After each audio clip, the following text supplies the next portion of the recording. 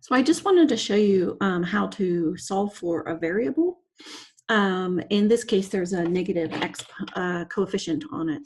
So our problem looks like this. We talked about, I'm not sure if you guys remember that if we, whoops.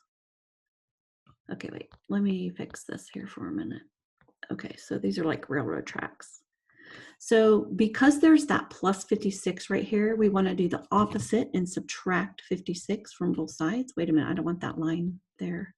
There we go. So we're going to subtract 56 from both sides. And these will go to 0. So we have negative v equals, and when we subtract this, we get 192. Now that is what negative v equals, and we want to know what v equals. This negative here actually means a -1.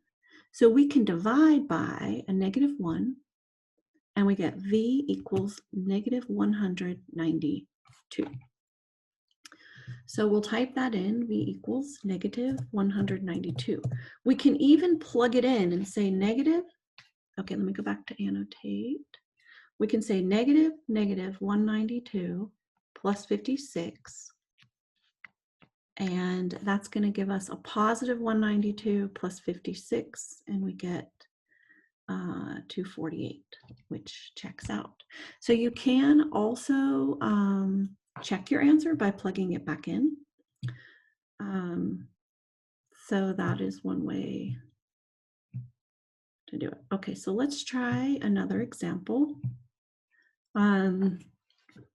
Okay, so sometimes, and it's okay if you want to switch what is on either side. So I'm going to put the minus y plus 239 on this side equals 38. So all I did was just flop these two across the equal sign. So I put down my railroad tracks. There we go.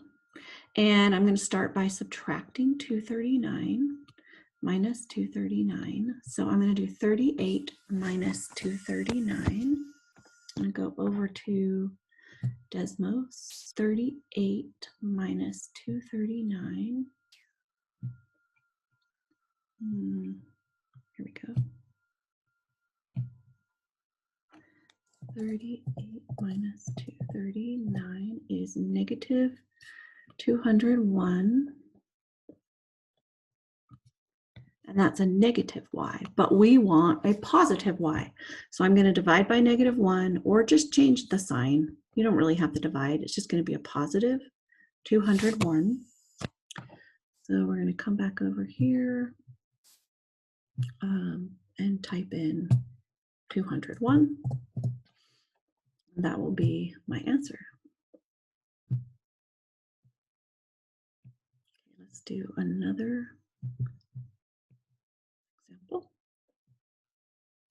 Again, we can switch sides. 181 minus x equals 98.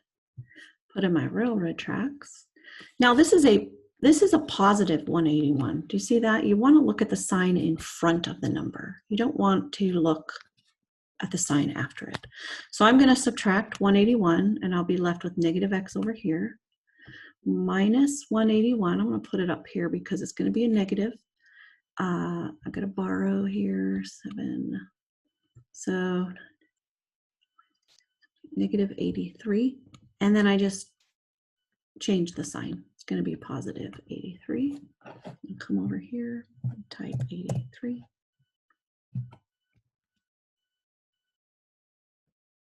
Okay, let's try again. One more.